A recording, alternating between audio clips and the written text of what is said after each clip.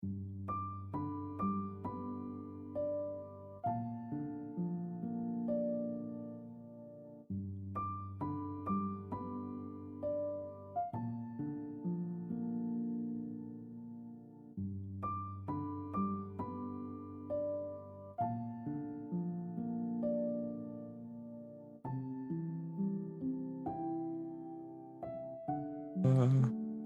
are you to do? How are you doing this morning? Let me get onto the right screen here. My transition always lags. I think it's too intensive on my graphics card. That's good. I had a really weird schedule today. I went in at 9 and got off at 4, and then had stuff to catch up with. Yeah. So today's stream is starting significantly late, but in good news, it's a time frame that you can stop on by. We don't get to chat now. I am still going through the sort of particular package for the codex. Last stream I kind of left off doing a read through of Liliana, mostly because it's easier to catch things when I read through it, but I do want to try and work a little bit faster this time, because I finally, after like 3 streams, I finished Tunerdell.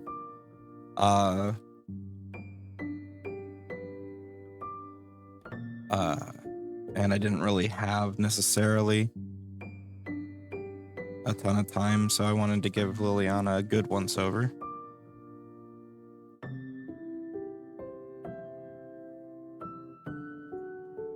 I'll be drifting in and out either way, working on stuff. That's totally fair. These streams are body doubling. As far as the stuff that I have to do, it's going well.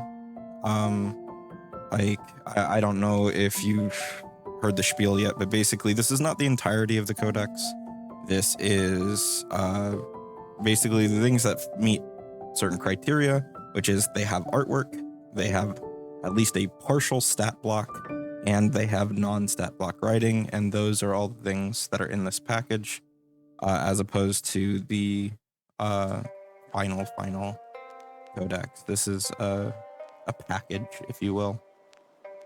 I guess we're about halfway through it. It's got like 80 something pages. All the insetting and whatnot is done, so but detailing and making sure that everything is properly written out and built is what I'm going through now. Liliana should pretty much be done, because she was done. She's been touched on a couple of times in the past already.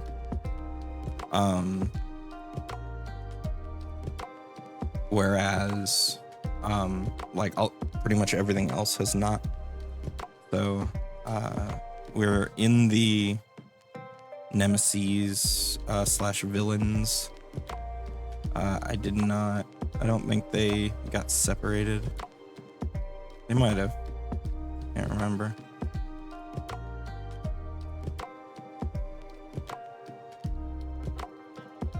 There are 5 groups. Okay, yeah, the Nemesis got their own chapter. I ended up using the cover art from the almanac just as the page thing here, since it's got Liliana on it.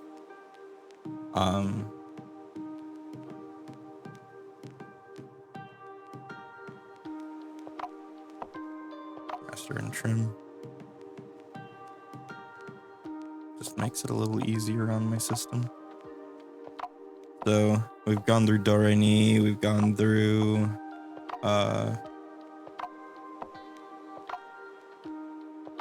Hoonerdel. We're in Liliana. I honestly don't remember anymore. That's yeah. It's been a while since you or I worked on it, really. With the exception of me going back over it now. There was a lot unfinished in Hoonerdel. I had to go back and touch up.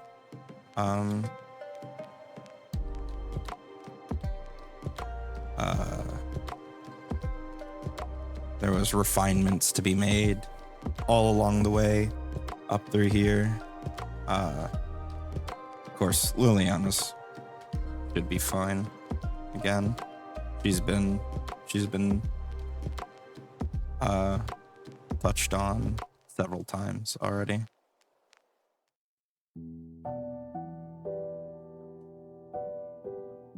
So, outside of making sure that, you know, all the fitting is nice for her, like here. We don't like hangers, single hangers.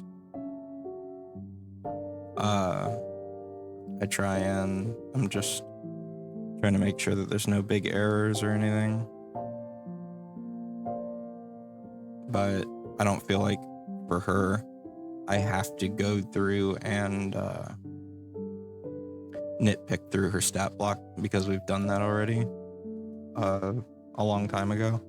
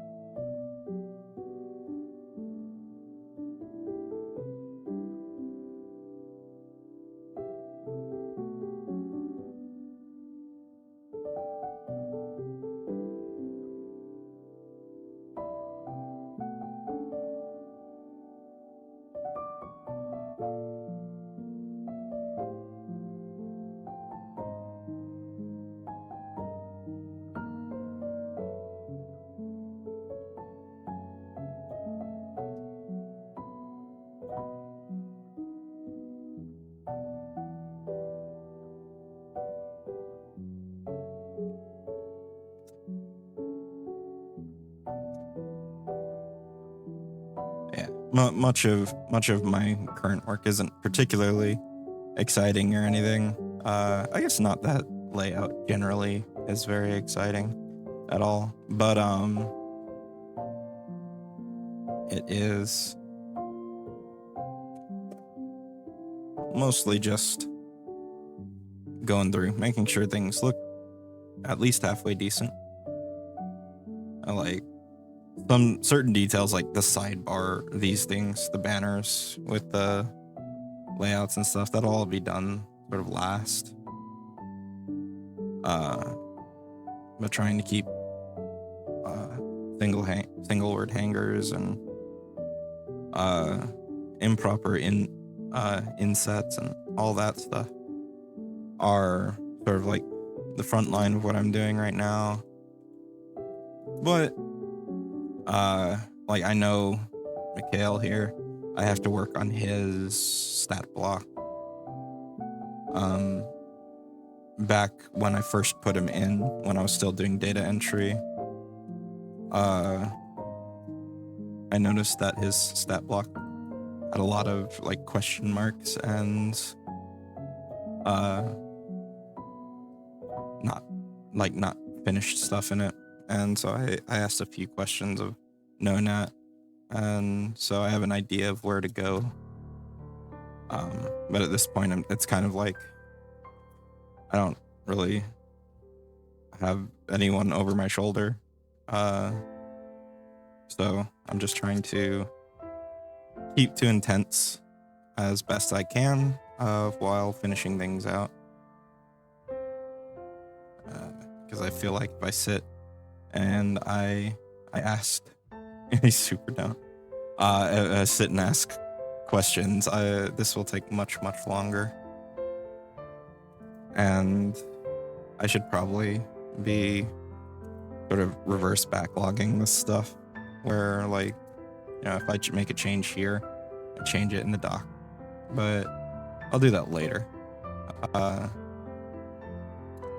because that takes forever and it makes it really easy for me to lose track of what I'm doing. That looks a little nicer.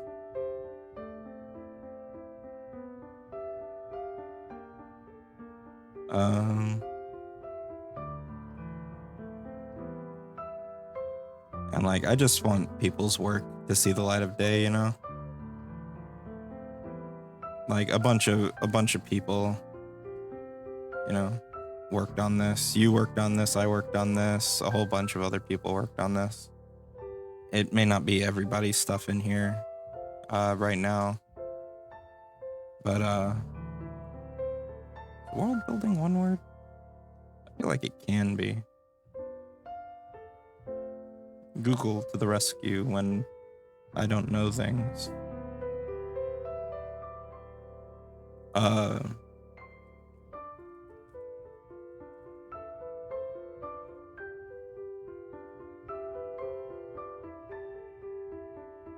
Lag to the anti-rescue all the time.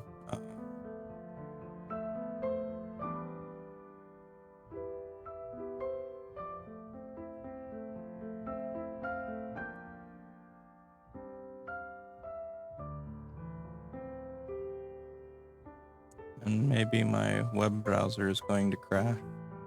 Better than my whole PC crashing. That's what happened to yesterday's stream. Was my whole PC crash. Oh no. Why is it saying that ads are in progress? Ads are not in progress currently. BRB. Okay, I'll see you in a minute.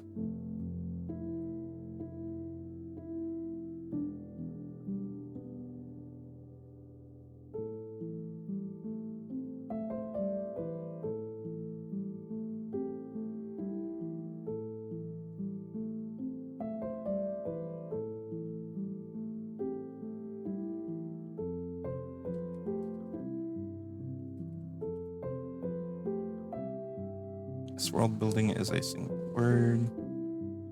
So a rich affinity like better knew what like had a better dictionary is the learn spelling. Because like it seems that its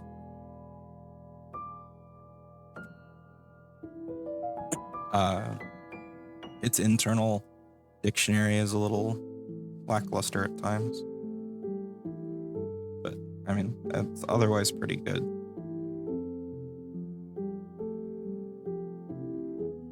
The extremist sex.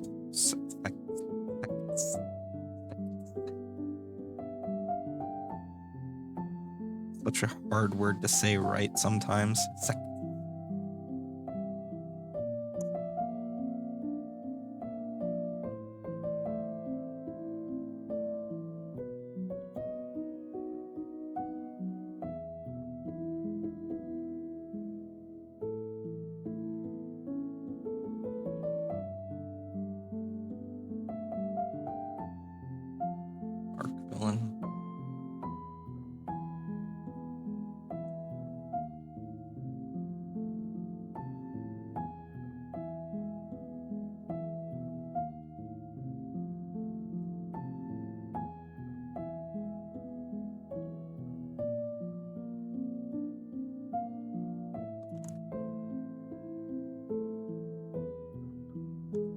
I think it's funny that it knows archfiend, but not archvillain. Or archfiend.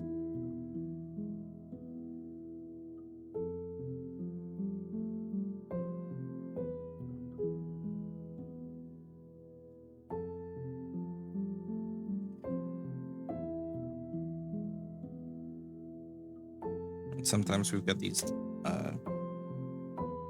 like weird deep deep insets, which it smartly just takes back to the normal inset when I hit backspace, even though there's still only a single tab. A nice quality of life thing.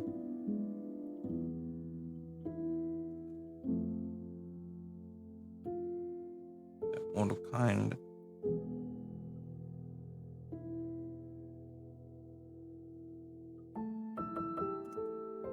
Mortal is not in fact beyond.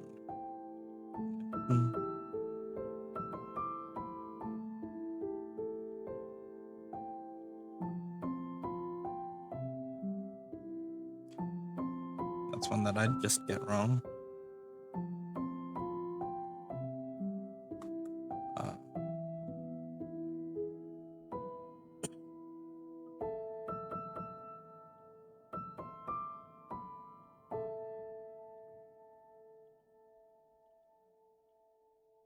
That is a word to teach the dictionary.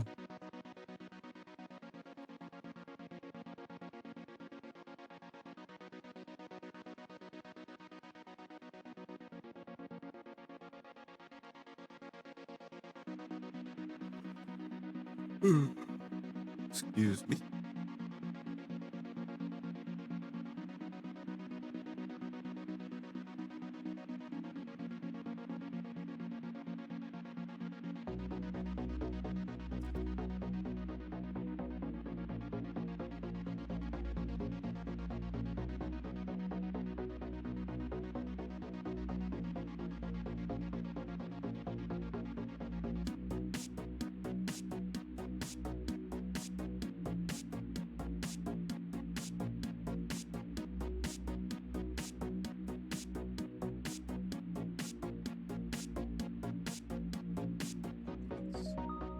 Let's find every instance of this and fix it with that.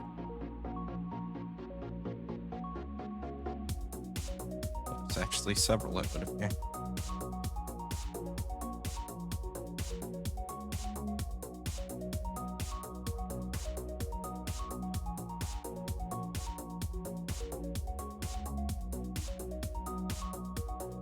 While Durrani himself would likely not take an active interest in Mikhail. You could work Mikhail in as a desperate solution for a group seeking to stop him, particularly if you run with the plot where Durrani is already succeeding in bringing Eternal Night. Utilize rival organizations attempting to set the two against each other. Blech. With a group that worships Mikhail, such as those in the extremist sect's storyline, attempting to release a war against the cult of the Evernight.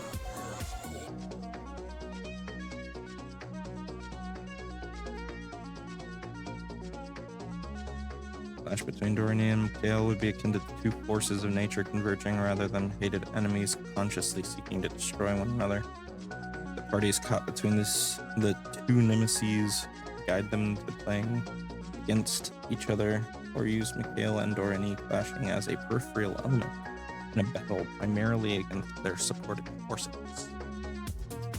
I do like that. I like the idea of like these two big bads that are beyond your power scope or off there doing their crazy crap fighting while you're back here dealing with something more manageable.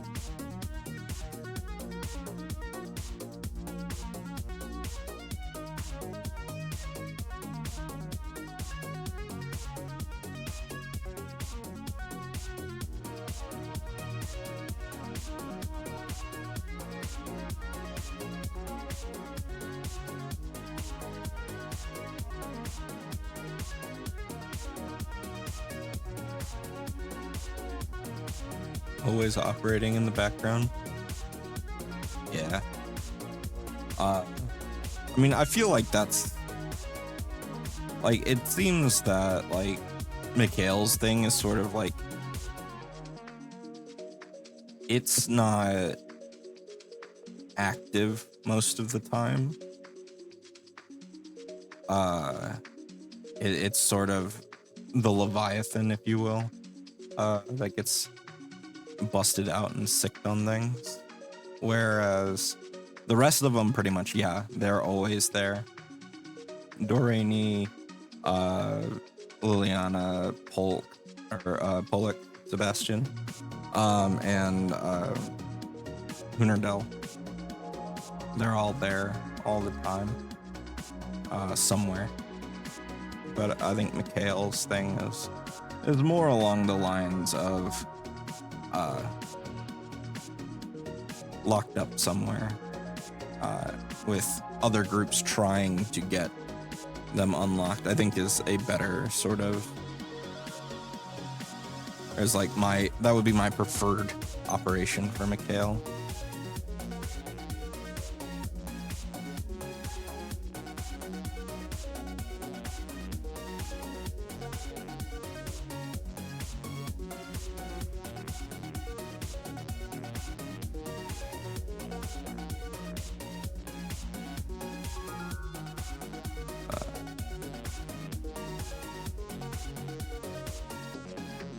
So like even in the levels thing, it's talking about the antagonists who seek to release Mikhail and whatnot.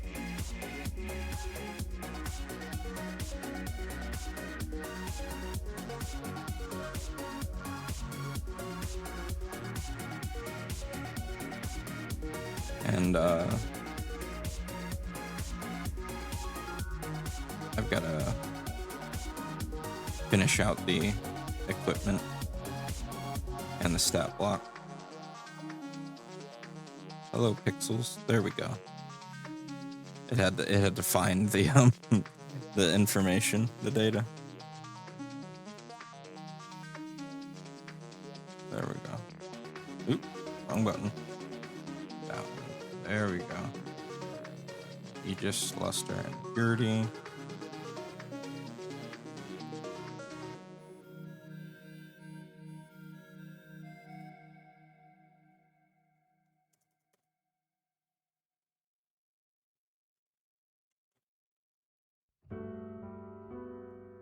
Still looks sick as hell though, yeah. Like, it wasn't until I actually went and put its stat block in that I realized it was not an angel or an archon, rather, but an aeon. I had missed that detail.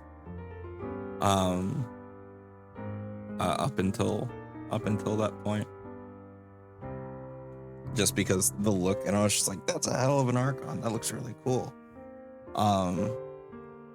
And like, I didn't put together that it having like 4 arms, like that's like having multiple sets of arms is an aeon thing. Because it looks so traditionally angelic, I guess. Sort of like a Halo-esque, like Halo Combat Evolved version of an angel. Yeah, looks really cool. They all look really cool.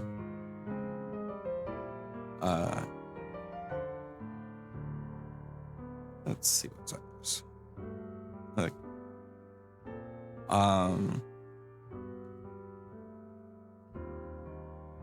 But yeah, my main thing through most of this text is just checking for little things, like hangers and insets and whatnot. And then we get to the stat block. And it's time to go to work. All these gray places are places where it's just like, pay extra attention here. Like, I haven't actually gone through all of these, so like they're highlighted, quote unquote.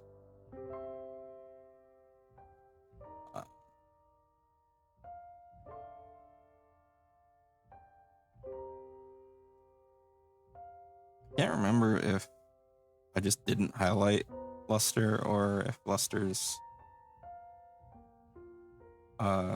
yeah, Luster I just didn't highlight, or I didn't highlight the main block. So it's time to get in here. I am going to go ahead and take a quick break though. I know I haven't been streaming that long, but I need a quick break and I will be right back. I'm gonna run a commercial because it'll make a commercial not come up later. So I should be back by the time it's done. If not, it'll only be a couple minutes. So I will be right back.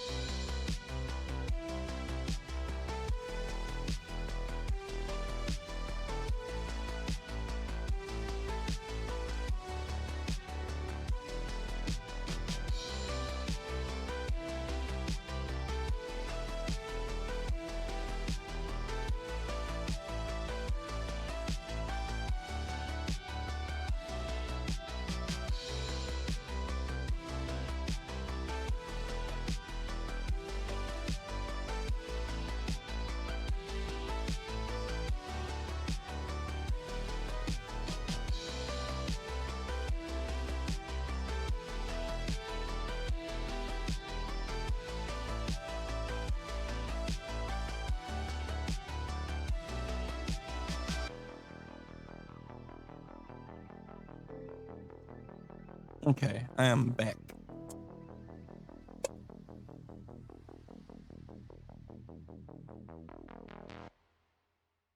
Alrighty.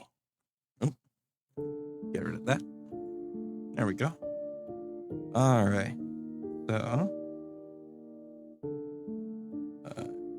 coding overloaded. Oh no.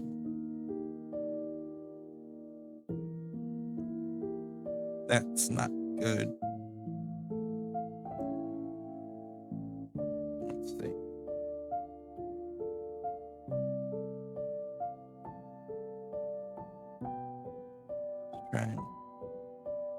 close down a few extra things that I don't need.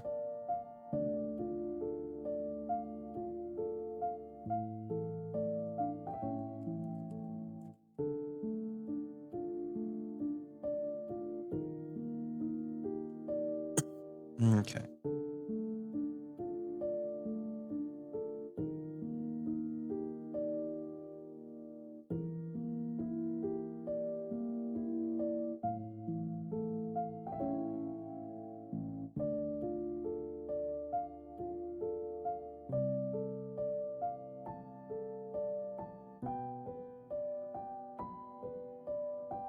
Excuse me.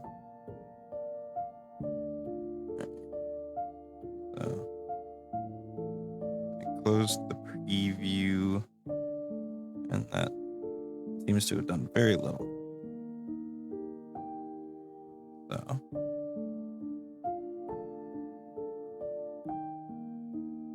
oh well. We're just gonna have some poor frame rate, not exactly a high frame rate shtick we're dealing with, so there's that.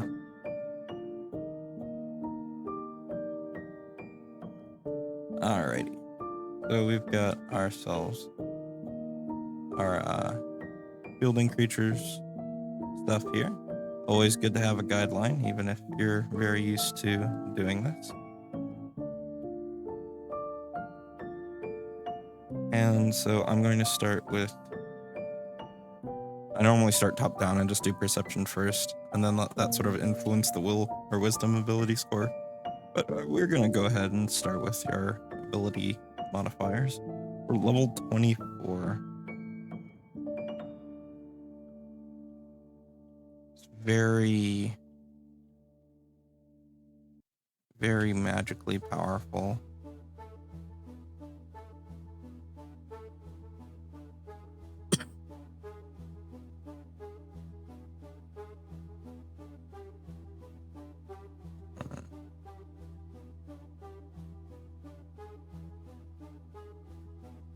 Thing I might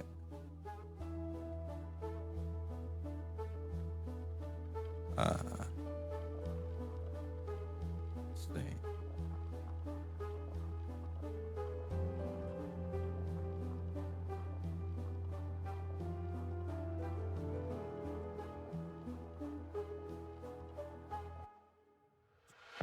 This whole section can actually be cut out and slightly reworded in here, like most automatic death effects. Although this makes it to where it's a choice. Or no, it says it automatically uses it when it occurs. Okay. So this is finality. Just do there's a final content. When it reaches 0 point, it instead remains at 1 hit point and becomes immune to all damage. Effects that would cause forced movement. All damage effects that would cause forced movement, and its speed is reduced to 0 feet. No effects can override this damage immunity or granted a move speed. Then begins charging an enormous amount of divine energy. After 1 minute, it unleashes an apocalyptic explosion, dealing XDX fire damage and a 10,000 mile elimination. This damage ignores all immunities and resistances. Mikhail is killed once the explosion is released.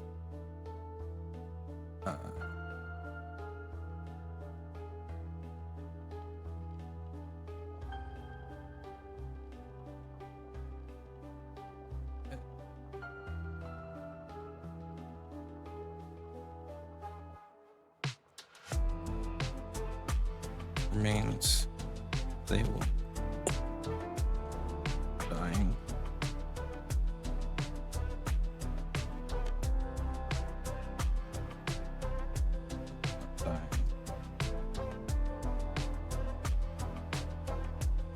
Becoming immune to all damage. effects that would cause forced movement, and its speed is reduced to 0.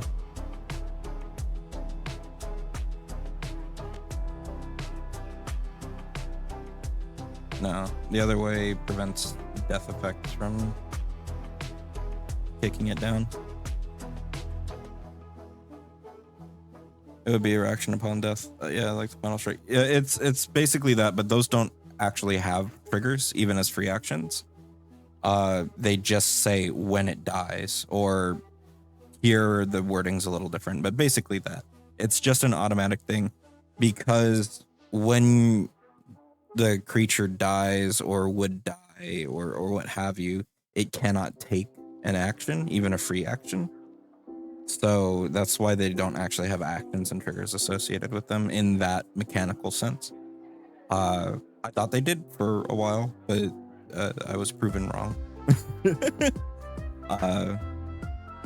There's probably one or two out there that are built that way, and you know, GM can reasonably look at it and go like, technically I can't take the reaction, whatever. But like most of them that like explode on death or what have you, or get a dying strike out, just it's just something that happens. It doesn't have anything else going on. Remaining at 1 hit point instead prevents death effects from kicking it.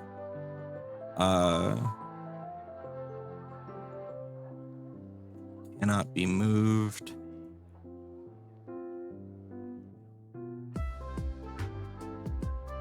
They might have fixed it between the bestiaries and the monster core. Probably. I remember not too long ago, but it was before Monster Core came out, like looking up a couple creatures that did it, and they didn't have like a action or reaction. It was just an ability. That was like, when it dies or when it's destroyed, this happens.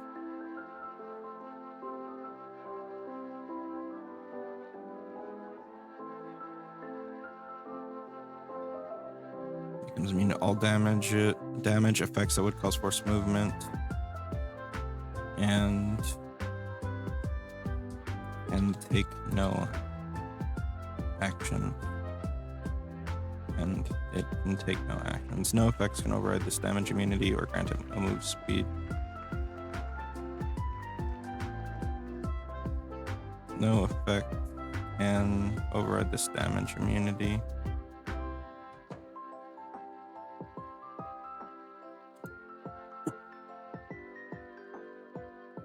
These immunities.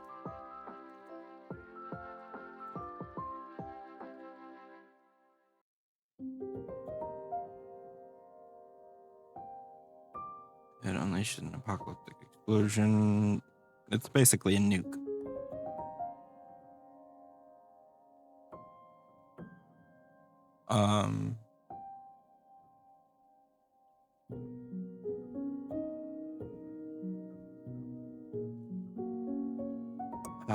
I need to actually read the entry up here on that, because as it stands, it's just like, oh, you beat the boss? Congratulations, everyone dies.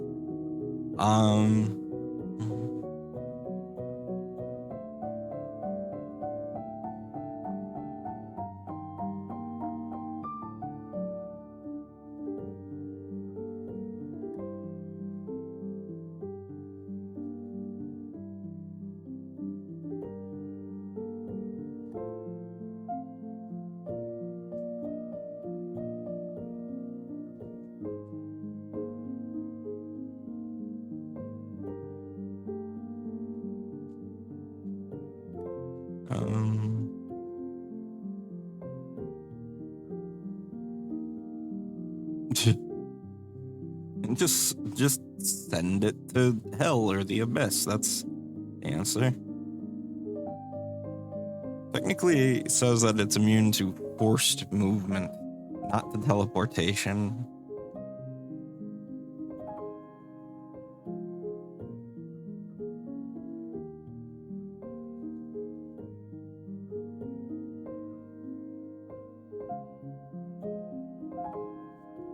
Maze.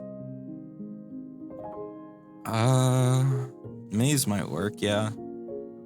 There's a couple of rituals that might do as well, but you've only got 10 minutes. Right?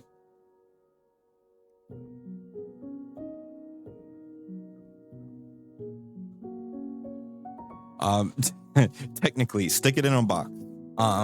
It's an emanation, but like realistically, an emanation that large should probably ignore most minor impediments.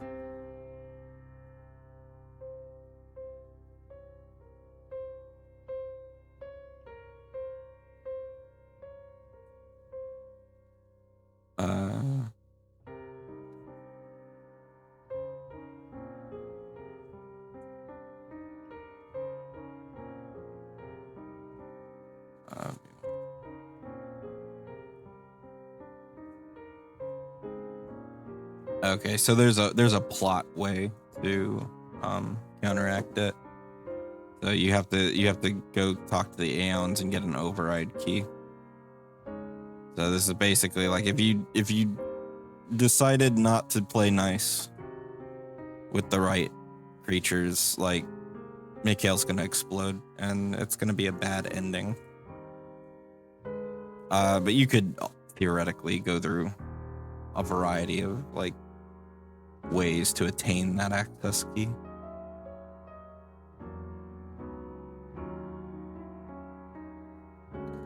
Like if you get right on top of it right as it goes down and start casting teleport, the GM might be nice and let you actually get the teleport off moments before it explodes with that 10-minute casting time. So somebody's going down with it, but there's that. Like, I think the GM is well within their rights to sort of say, like, yeah, you can't shove it in a bag of holding and just have that fix the issue. Like you said, Maze might work. And like interplanar teleport.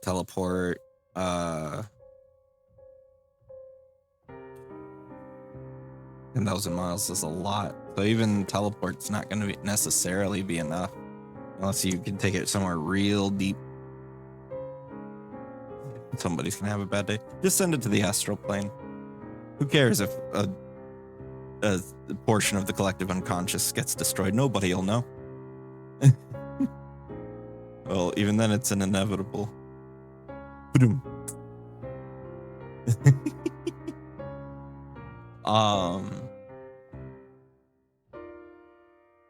Just send it to some of the worst places. Send it to the Abyss or the Outer Rift. Send it to Xibalba. Send it to just send it to the Dreamlands, and like everybody just dreams of a nuclear explosion. Well, if it ain't a nerd. Hello, James. You'd do an Eridan and send it to the Darklands. No, that's just gonna explode the underground. It's still 10,000 miles worth of boom. Like, I don't think there's a place on Galarian or on any standard setting world where you could stick this thing and it not make a huge crater. How are you doing, James? Like, how big is Earth even? Earth's radius.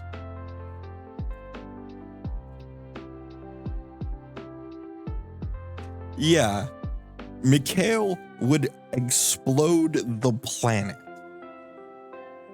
The whole planet. It's the Eridan, not considering the consequences of your actions. Fair enough. Fair enough. Yeah.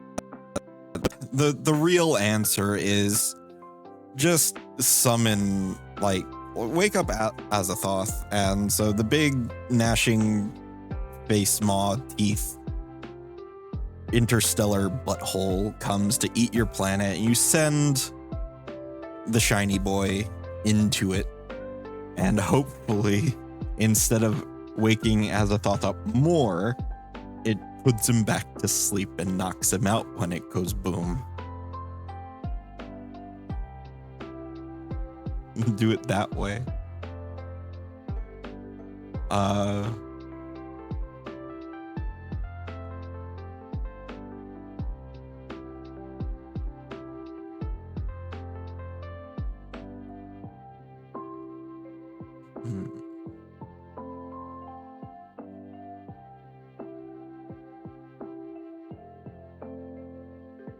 Actually look at what Mikhail Mikhail is a weapon if one wields such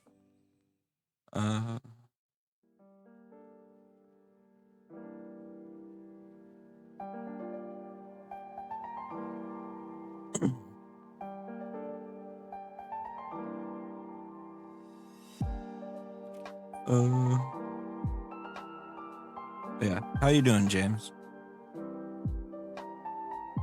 Message behavior proven to be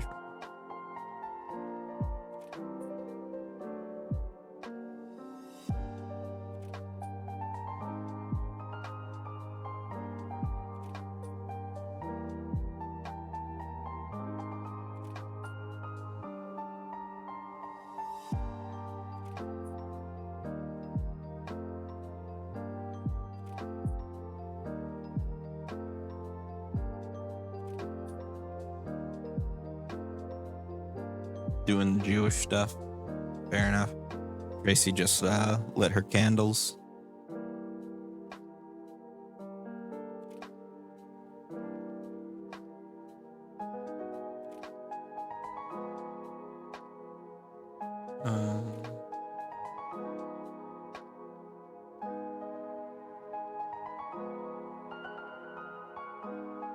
Complete disgust. So it is disgusting.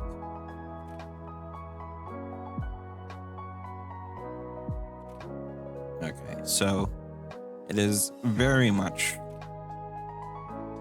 this is me, this is my view on the world, and nothing can change my mind, which does not in fact scream wisdom. It screams charisma with low wisdom, but probably an extremely high will save.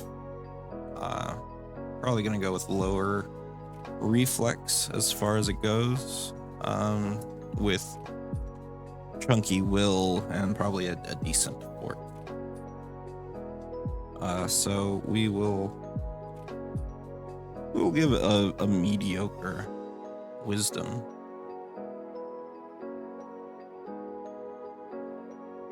An absurd charisma. Not really absurd, but stupid high.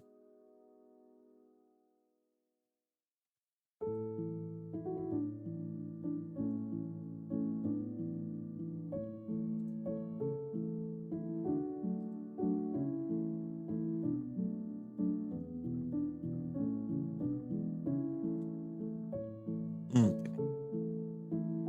Let's do 2 lower than that. Yep. Alright, so we're gonna have our reflex be the lowest.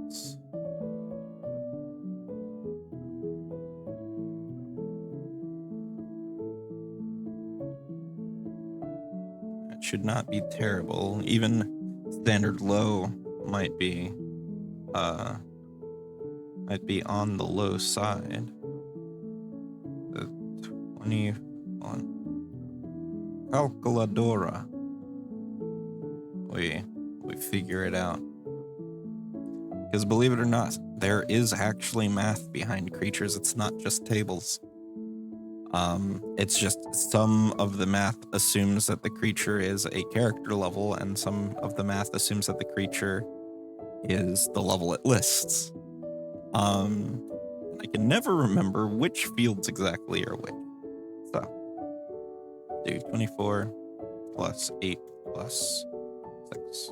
We come out to 38, which is moderate. So we could do 36 or 38. Assume that it's master and not legendary in reflex. So 36 would be low, 38 would be moderate. We'll go with low for now, since we're probably going to have particularly high will and fortitude.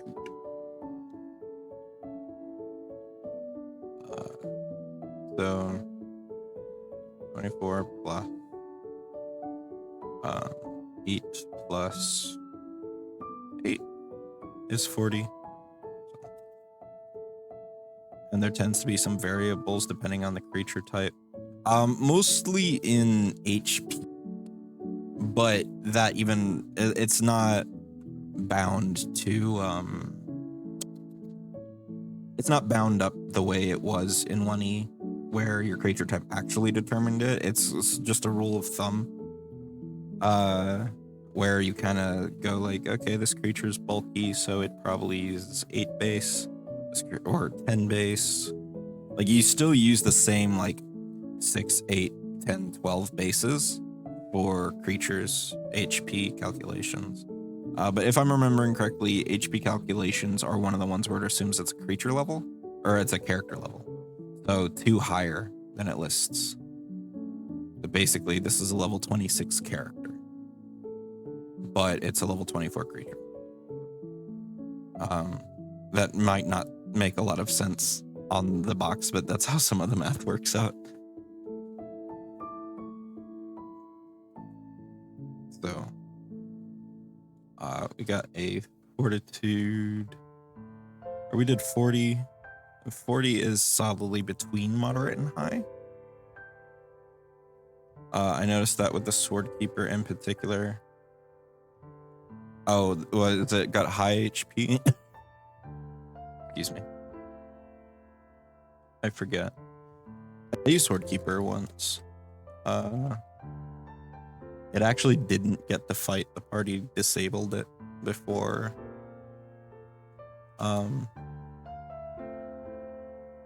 Before it attacked. About 2 levels higher for its level. Yeah. Like, if you break down, you can actually do the math on their HP and find it. You can, of course, always just use the tables too, and kind of, you can go, moderate doesn't seem right, high doesn't seem right. Let's land somewhere in between and still come up with a good number. But you can also get really specific numbers that fall within the correct ranges. There's some creatures that are like a little rough to make it land, but still. And then you've got creatures that specifically break those rules, like zombies, for example. Unintelligent, slowed zombies just take hit points from a creature a straight up 2 levels higher. Like, you look at the table and go, let's go 2 levels higher. And that's a dumb zombie is there. A dumb slow zombie is there, HP wise. Whereas the more intelligent zombies do the same thing, but only for 1 level. You bump up 1 level. And that's pretty consistent across the board for zombies. And like, you see that as like a means of them having like these really easy to hit weaknesses, and them like being slower and usually having some sort of downside. But that's not something they do a lot of. Like, I think the next biggest outlier is the troll, where it has like trash HP for its level. Like, I think it's actually got like level lower HP.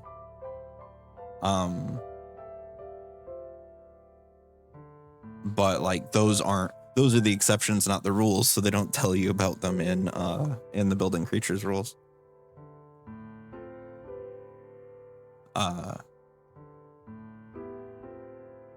But yeah, I can't remember off the top of my head which statistics use other than HP, which statistics use the 2 levels higher thing.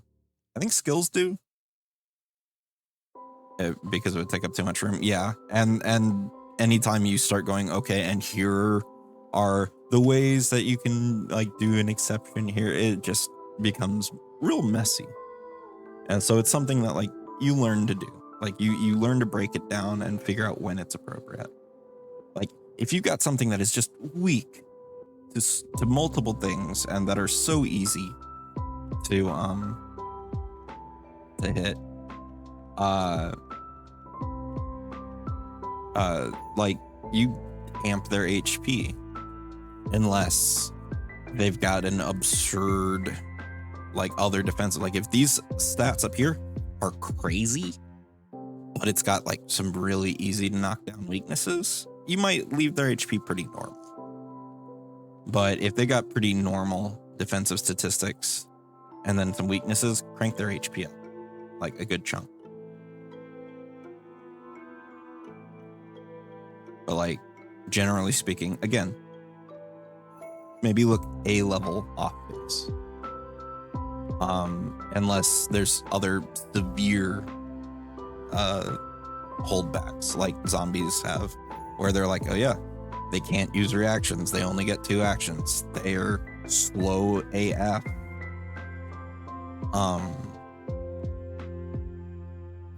Where you can sort of go, okay, yeah, they can take a little more of a bump.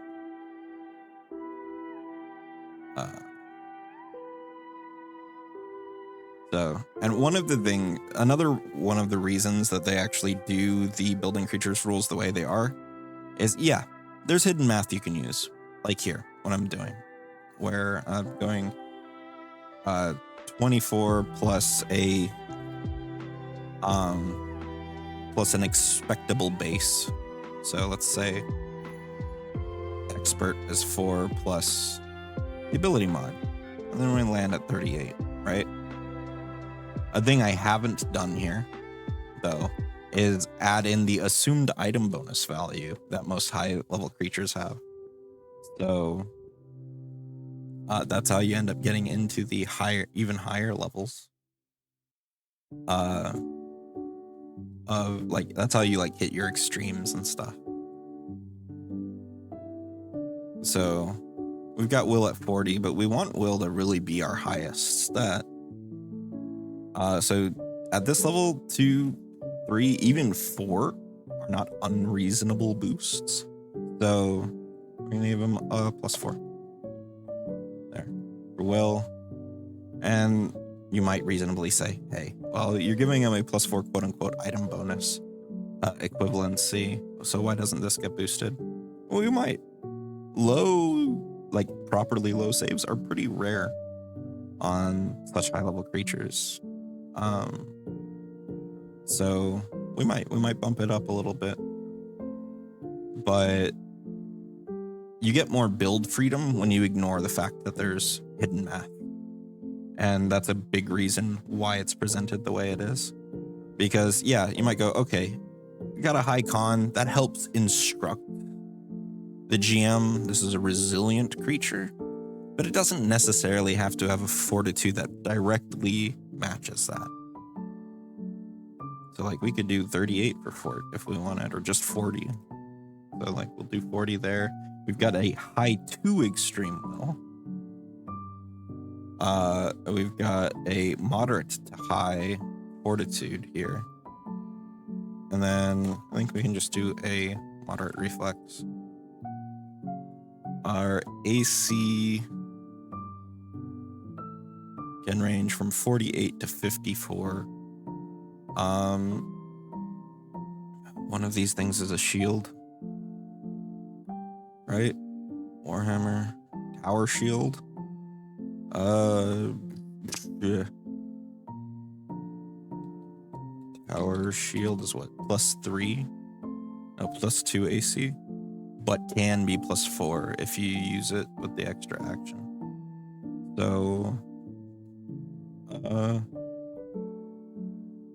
50 is probably where we want to put their AC. So 50, and then they can get that extreme. So 52 or 54 with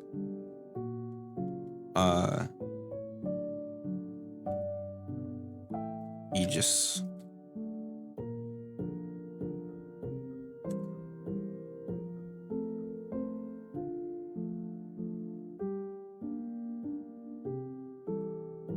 Or with shield raised or taken cover. or overtaken.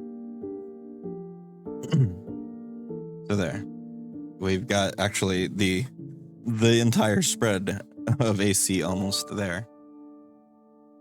You could say that, you know, you could bump this up to 2 and have an above extreme AC, because that exists on a few creatures where they push past extreme ACs.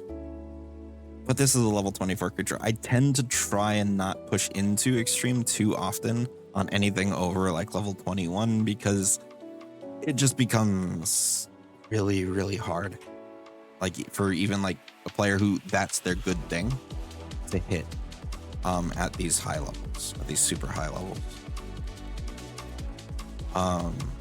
So it can get kind of crazy. So pretty resilient, good defenses. We'll aim at and a little bit stupid. What were you saying? And a little bit stupid too? Sorry, I just looked over. Turns an epic flight into a slug. Oh yeah, the super high AC and stuff. Now you do have to consider also that like the party is more likely to have a bunch of debuffs in their pocket too for a boss fight like this. So that's part of the reason you still have some things leaning towards extreme, even at these high levels. But I try to maybe limit it to 1 or 2 things. Like here, we've got extreme, which is situational. And we have above high. We have high plus with just 52. So we've got a pretty consistently hard to hit AC, and then a potentially incredibly hard to hit AC without debuffs, which just ripping away the shield is a good debuff.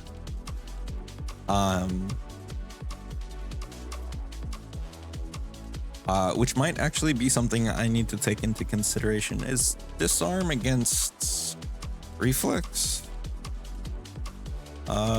Disarm. Oh no, that's the trait. I want the skill action. Disarm. Disarm's not bad. It's really not. Anytime you've got an enemy that actually holds things, it's good.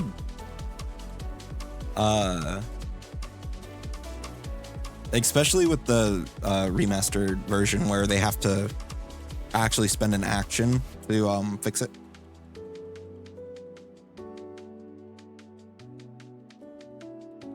Yeah, against the reflex DC. So like, let's consider a level 20 party. Let's say you're fighter or barbarian who probably has a +6. Okay, so clear. Oh, clear it all, please. Whatever. Clear. Okay, so 6.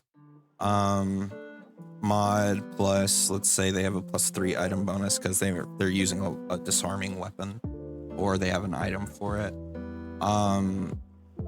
And then they've got their level, and then they've got legendary in athletics.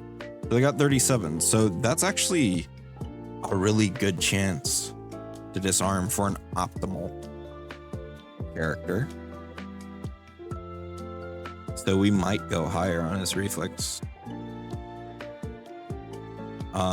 Now an inoptimal character, we're going to probably have +4, or we're gonna have, let's just do it this way. 4 plus, they're not getting an item bonus, 4 plus 0 plus 20 plus, we'll still say that they're legendary. 32. So they need to roll a 6 to succeed, which is not enough. They need to roll a 16 to critically succeed. Oh yeah, disarm gets a lot of hate, and it was worse. Like, it's much better now. So even in inoptimal legendary athletics is going to have a decent time disarming this. We want to make it at least an 18 on the inoptimal. So let's bump both of these by 2. It'll make it harder to grapple him too. And then this is another way to go about designing things, is like, okay, we get our base ideas out there, like our reasoning baselines, and then we actually go and crunch some numbers to see what's a good idea. And yeah, Mikhail is indomitable. So yeah, let's make his actual extreme statistic his will save. Right there. Boom.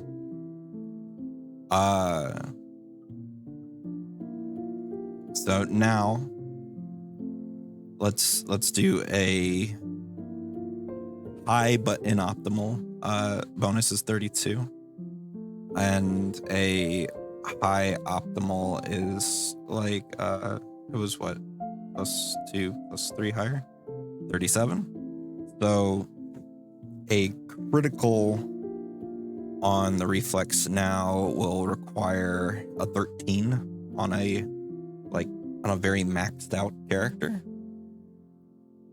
And on a slightly suboptimal one, it will require an 18. And on a more suboptimal one, it will require a 20. Most likely, unless you're just 1 point shy suboptimal, then 19. And then these other ones are going to require more effort on both parts. Very common for an end game boss, a single creature 24, which is an extreme, I think, right off the bat. Single target fight. So reasonable. Again, we'd have probably about a 37 for to hit on a fighter. So that would be what, 13 to hit this AC.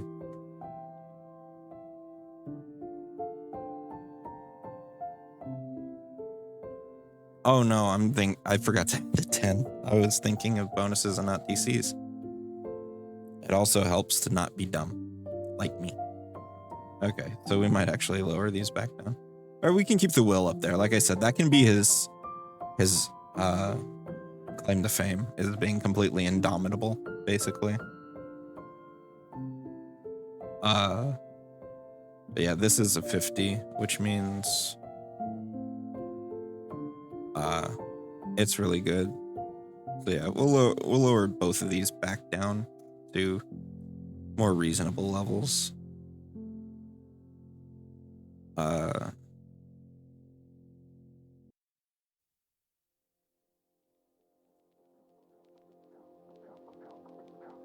this under those same mathematical principles means that it would have to roll a 9 on a very optimal build to fail, and it would have to roll a 4 on an inoptimal high build to critic or to fail against something. And critical fails are pretty much always going to be a 1, requiring a nat 1, which is normal for a level 24 creature or a +4 creature in general. They usually only crit fail on nat 1s. All right. You know what's really underutilized though? A skill action that's really underutilized in combat? Steal. Steal is really good, but it also kind of requires your GM to tell you about things.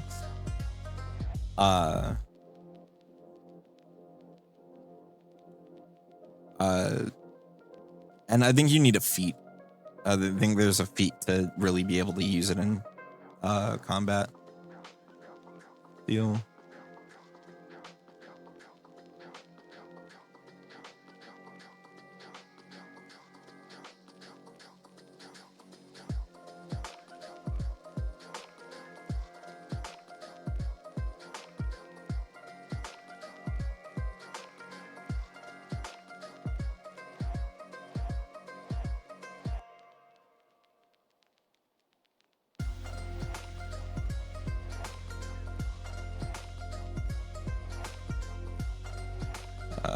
Yeah, I think you need a feat to actually make it like combat viable because of the whole closely guarded thing.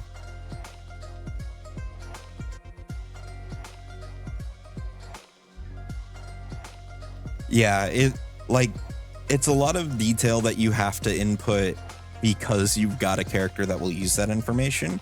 But like in any other group, it's just something you ignore because like it's Dickensian, where you describe everything. But in general, describing the areas is really good, but it can very easily fall to the wayside and whatnot.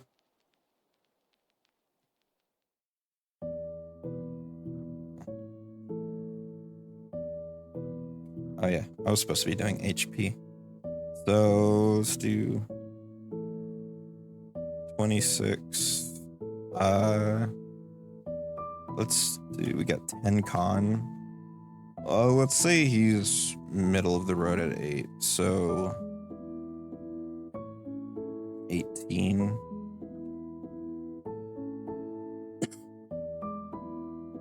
And then plus 10.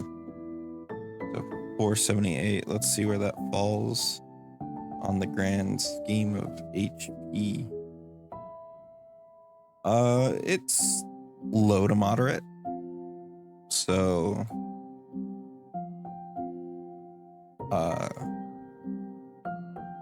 we've got good defense, but not insane defense, except against Will.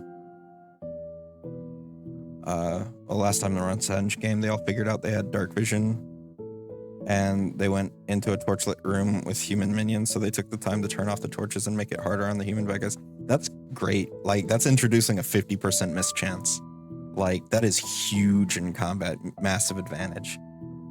Not to mention they're always flat-footed to your attacks unless they have like blind fight sort of thing.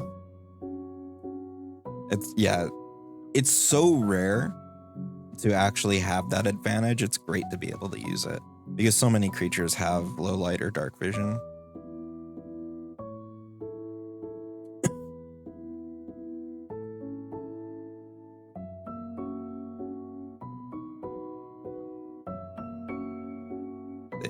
This is a thing that's like not going to translate well in like if you do a conversion for remaster. Is chaotic.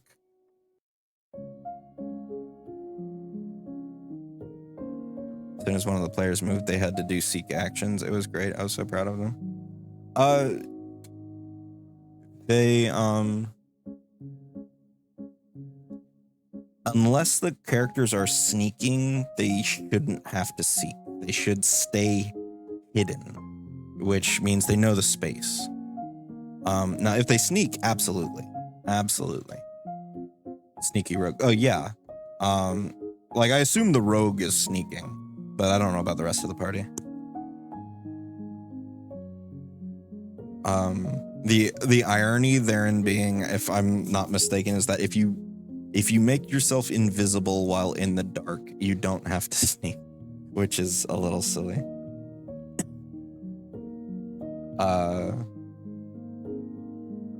But because invisibility is a little high-tuned, in my opinion.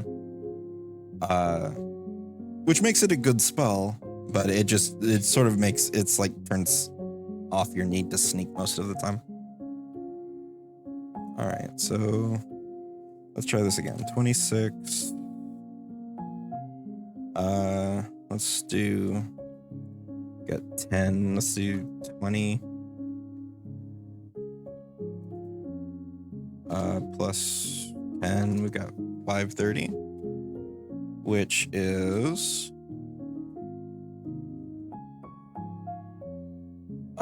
between moderate and high. So the way we can tweak this while still obeying the math is actually just change the con score.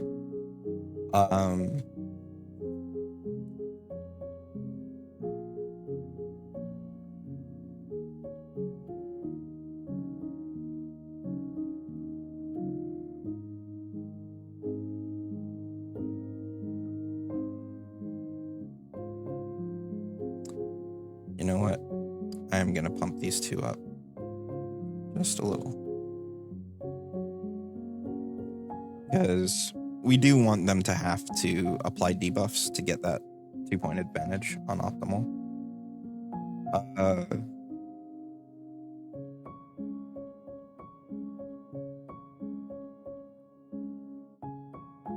So we've got really high con.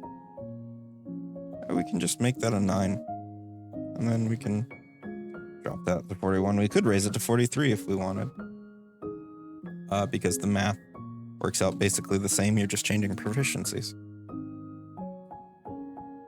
So yeah, that's probably fine right there.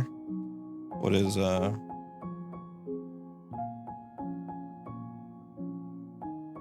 save?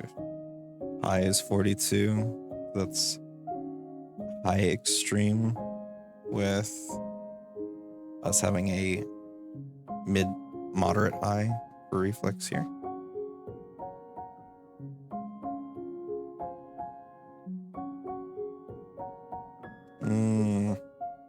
It's so like brain racking sometimes, especially dealing with these high level creatures. And especially because like I want these to come out good. It's not like me making one of my Castlevania creatures where it's just like, oh yeah, I can just crank this out in an hour and it's pretty good. There's a lot more weight on these. So constantly cross-referencing, rethinking, and stuff is something I end up doing. All right, so let's try this math again. I'm gonna do 26 minus 19 plus 10. We got 504, which is the high end of moderate, and I think that is fine. 504. If anyone can do it, it's you. Thank you. Oh, we have regeneration.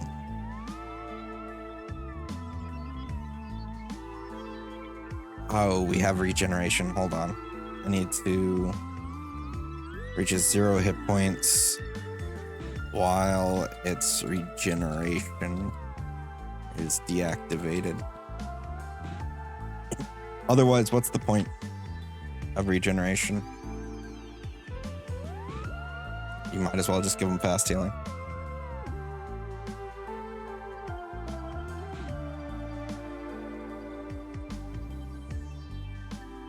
Because otherwise he'll just explode, or it'll just explode immediately. And the regen part won't matter.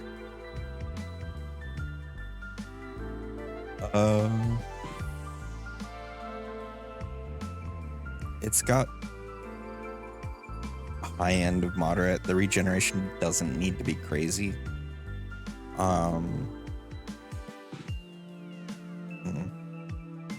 Like, I don't think we need to do anything. Like, 20 might be high enough. 20 is probably more than enough. We'll say regen 20 deactivated by chaotic. Like in a remaster version of this, I'd probably crank up the regen, but make it spirit.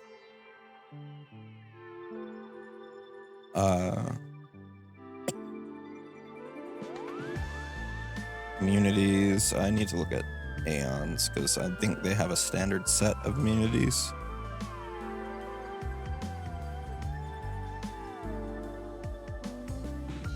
Creature family Aeon.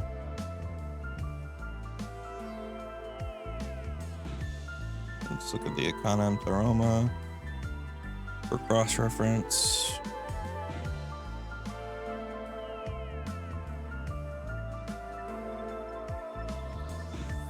They are immune to Vitality and Void. Yep, immune to Vitality and Void, which are OGL terms because of Rage of Elements.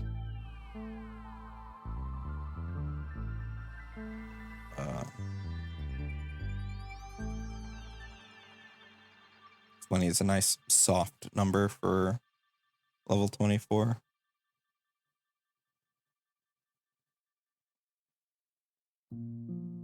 Like right in the middle of their range. Attack of opportunity explains itself. Probably not that fast on the ground, but I imagine it flies very quickly. So we'll give it 30 feet on the ground. And 60 fly.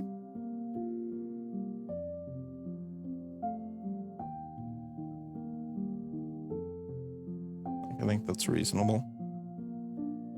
It's a little on the high side. Most things don't get there, but some other Aeons have a really high speed like that. So,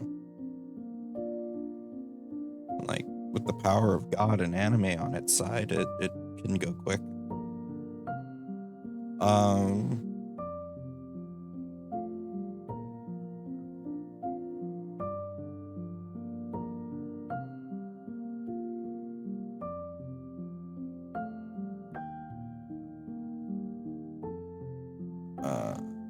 Technically, I wouldn't really be upset if this was in the defense section, but let's see, what was it? It was the Flaming Skull. Where do you put it, Flaming Skull? It's in defense for you. Okay. What about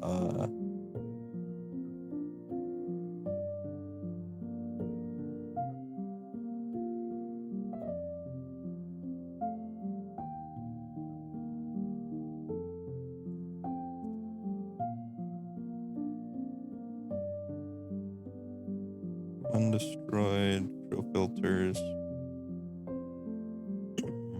types and categories, creature,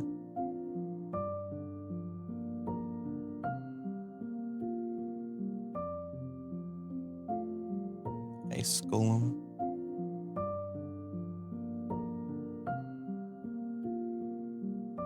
Okay, yeah, so finality, I guess it's an offense because of the ultimate outcome, but I'm gonna move it up to defense because it's an on death, and that seems to be the norm. Finality.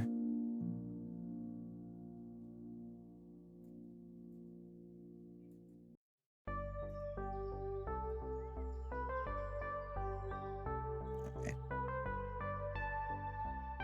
Oh no.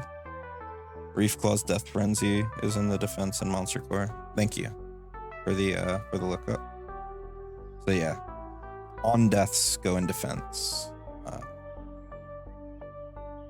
And like one thing I've learned messing around with so many creatures is that it's not always 100% consistent. They don't always keep it right, especially with AP creatures. But tend to go with the rule of thumb that the way they do it the most is the right way. The line compression.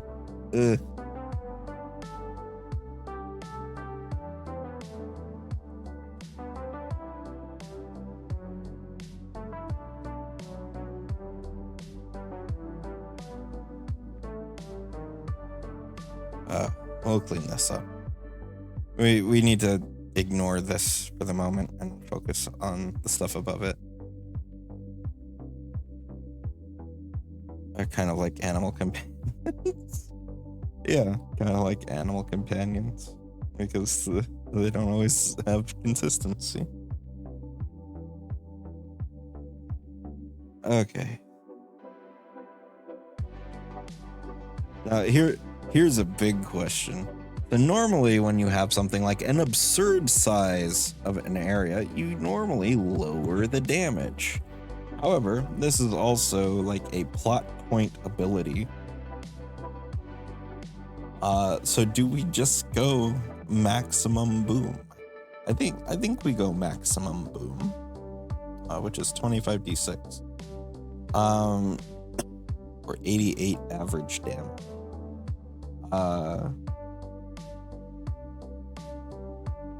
Which the minimum damage would be 25. The DC would be. Oh, it's saveless damage as well. I don't know how I feel about the saveless damage part, but I mean, it's also a plot point. It explodes. It blows up the planet. Okay, yeah. There's part of me that really hates just doing this. 25. DC. Because, like, there's a part of me that's like, no, there needs to be balance. And then it's just like, well, this is like a whole plot point. This is you didn't equip the right items in Symphony of the Night, so Richter dies and you get the bad end ability. Like, this is that, but only in mechanical concept.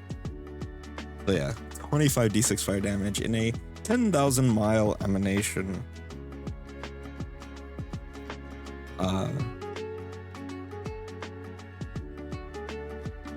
You need to add a line, I think. It ignores all immunities and resistances. And yeah, it's gotta end the campaign one way or another. And if a barrier cannot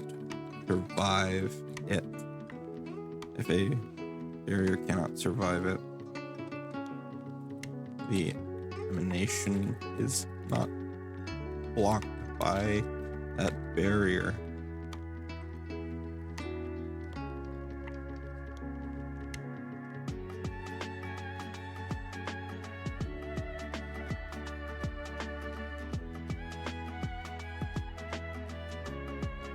I'm somewhat tempted to actually pull the line from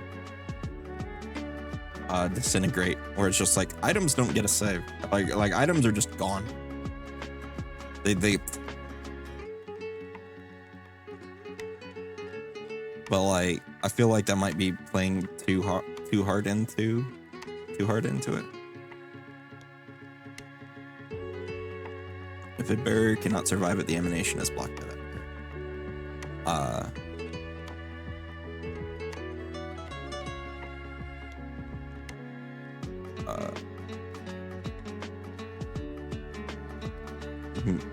Immediate lead dies once the explosion is released.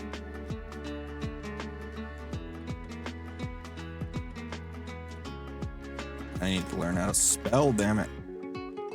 Barrier.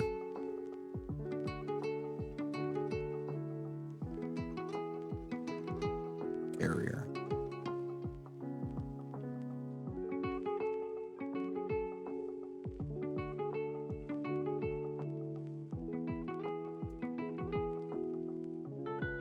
Emanation.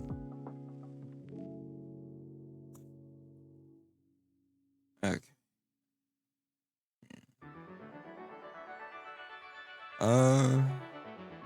Okay.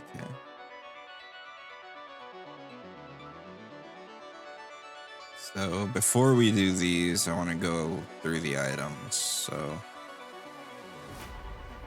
there is no save, deals 25d6 fire damage, which means minimum 25, which is going to break through most insubstantial things to begin with.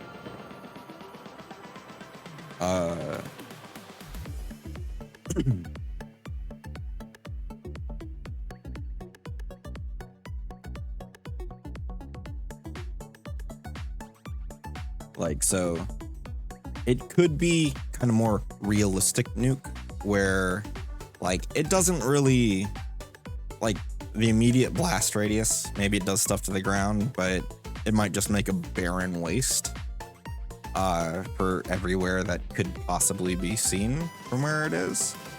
Or it could do the thing where it's just like, oh no, it's gonna eat through the earth and just completely planet crack. And I will leave that up to the GM to decide. You hear that, GM? You get to decide if the barrier can or cannot survive, and if the ground is that barrier or not. But I'm gonna tell you right now, wooden structure is probably not going to do it.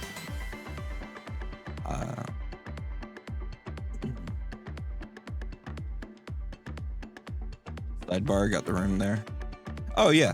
I normally leave the sidebars for last because who knows what I'm gonna put there. But yeah, that could go in the sidebar.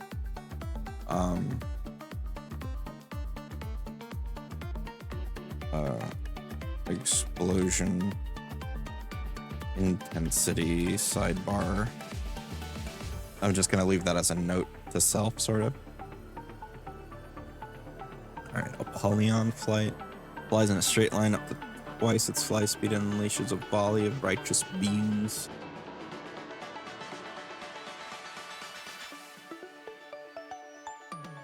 That seems kind of bad for 3 actions.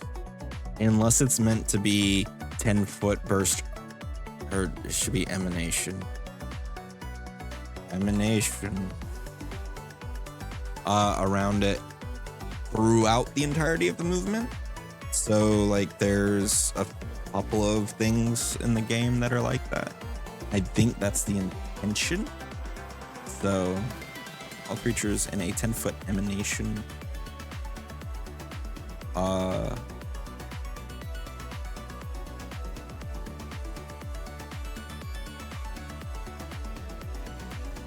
Of any point during this movement must make a DC whatever reflex save or take a bunch of good. Why is it good damage?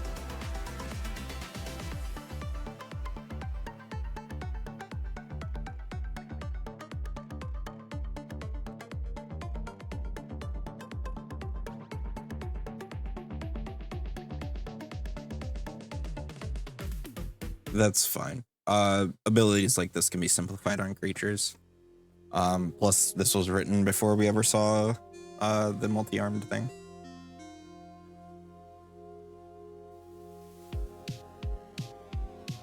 Perfect damage. Like, one thing I've learned about creatures is there's you want to be as raw as possible with your creatures, but there's a lot of leeway for making them wry because the characters don't mess with them, or the players don't mess with them, in terms of raw and wry. So you can leave a little bit more up to the presumably more experienced person that is the GM. But I try to still do as much lifting for the GM as I can. Well, as if they are evil and chaotic for the purposes of damage and effect, except for mindless constructs. I may choose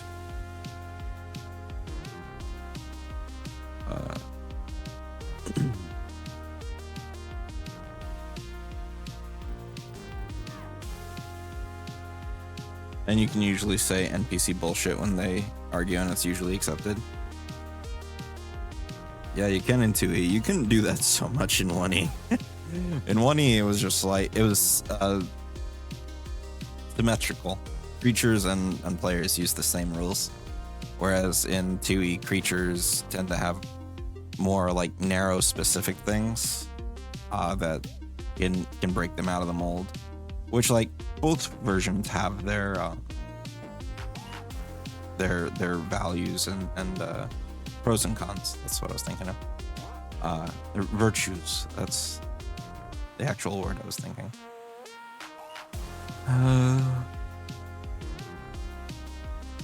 Regardless of where it is and who is wielding it. In addition, the DCs for his abilities are equal to his spell DC instead of their usual values. Okay, that's just saying that he overrides any DCs actually in the items with his own. And the frequency of their activation abilities is all once per round instead of their usual values. So he has these items and he has a special ability that says, I'm better with these than you. End of story.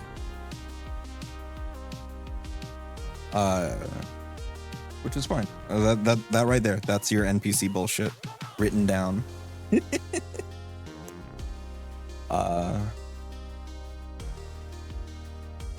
Let's see. He just well,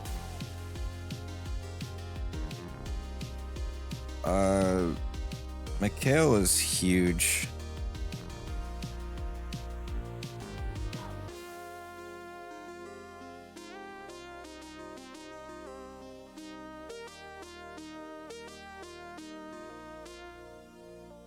You gain resistance to evil and void energy while you are raising it. Could it not also have these resistances? You and the hold on.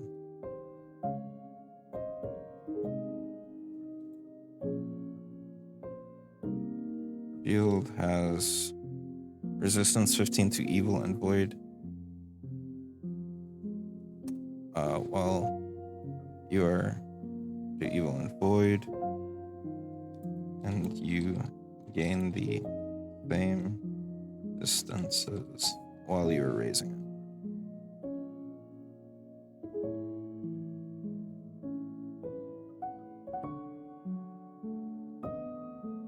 Not that. I don't know, I guess, yeah. There's no point. It's not a living thing. And it doesn't. It can't take spirit or aligned damage, so. Nope, that was me overthinking it.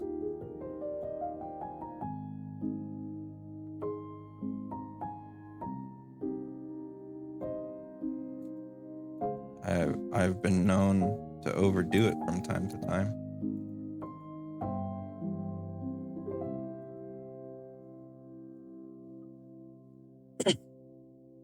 So yeah, gain resistance 15 to evil and void. Don't need to put energy there. That's a leftover pasta from when I changed all the negative energies to void.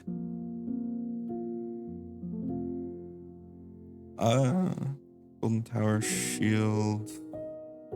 Stands as tall as the gates of paradise and glows with the light. Resistance 15 to evil and void while it is raised.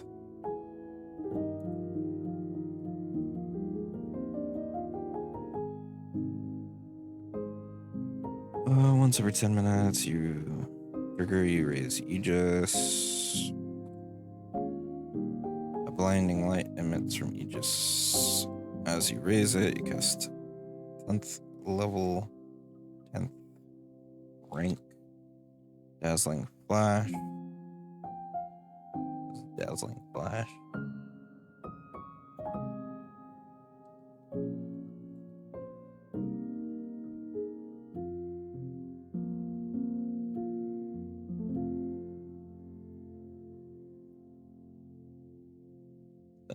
Uncommon cleric focus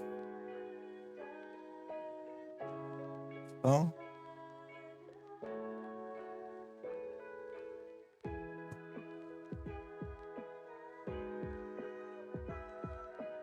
Jeez.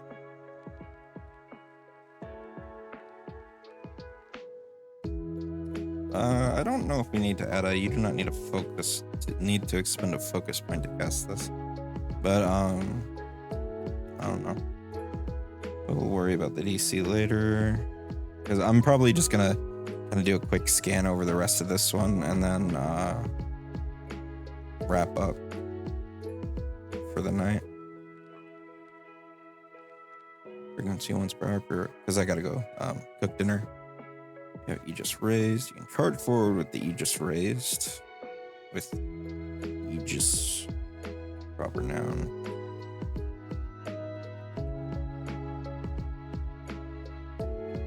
Press the wrong button. Control I. Thank you. Yep. Shooting foes who stand in your way. Ride in a straight line up to twice your capital S speed. You may also fly if you have a fly speed. If you run into a creature in that line, make an athletics check to shove. On a success, the creature is moved with you to the end of your stride and then shoved back the distance based on the result of your shove check against them. 10 feet for a critical success, 5 feet for a success. If you run into multiple creatures, you roll a shove check against them as well, pushing them as well on a success. On a failure, your movement is halted and any creatures you've succeeded against are pushed a requisite distance. Each extra shove increases your multiple attack penalty, but it does not increase until after the action is complete. See, there's a mild bit of messiness to this, in that you can make a shove conga line, and it can get, like, where it's just like, if you finally fail, like, do you have to reach them, or do they have to reach the end of the line? Are they all sharing a space until you finish? So we do this when shoving pull creatures this way. The GM determines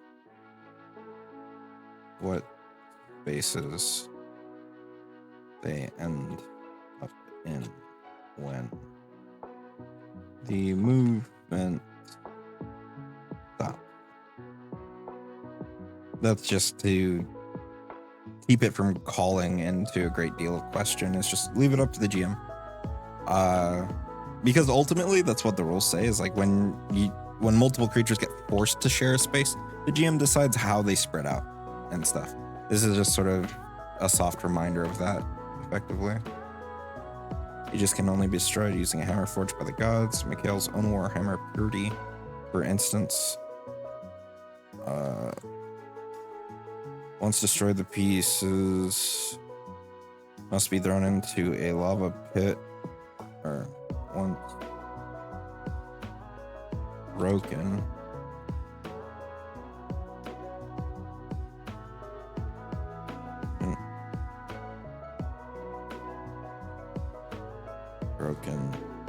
into pieces. Once broken apart, pieces must be thrown into a lava pit in the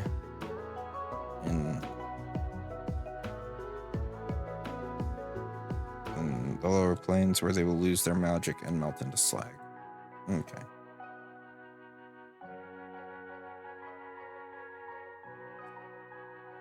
All right.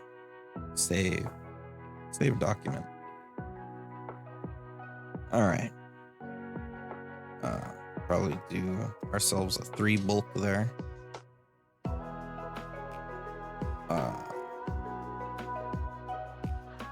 Anyway, who's going to use this? It's huge.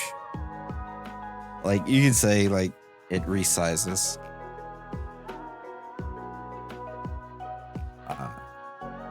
Because technically this is like 12 bulk, I think, for your average character.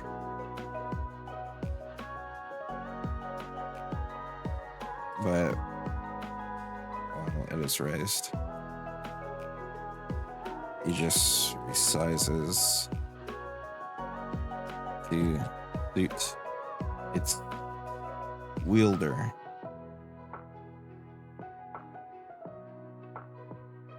Fortress shield is 4, isn't it? 5?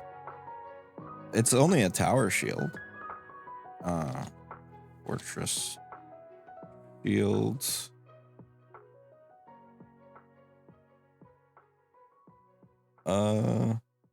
Bulk is 5. But I'm gonna do this. It resizes to suit its wielder. And what that does is it makes the 3 relative. Because I believe normal, was it tower shield is 3 bulk, 4 bulk. Okay, not bad. Orbolt. Because, like, if you make it properly sized for a huge creature, that is going to be 4 times as much. I'm gonna put it resizes to suit its wielder on all of them. But I think that's where I'm gonna end it. So I have no idea if there's anybody playing any Pathfinder stuff. At this time of night, there might be.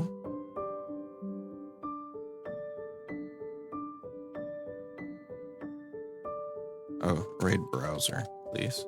Raid browser.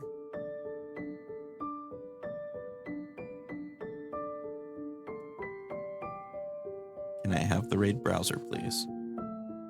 Thank you. All right, there's actually a decent number of people playing Pathfinder. Cool beans. Let's go watch some Bloodlords with Idomera. You recognize that name. All right, so thank you for coming, Matt. Thank you for coming, James. And thank you for coming, other people who didn't talk, but I saw that I had more than 2 viewers. So we're gonna go ahead and raid Idomera, and they're going to be playing some Bloodlords.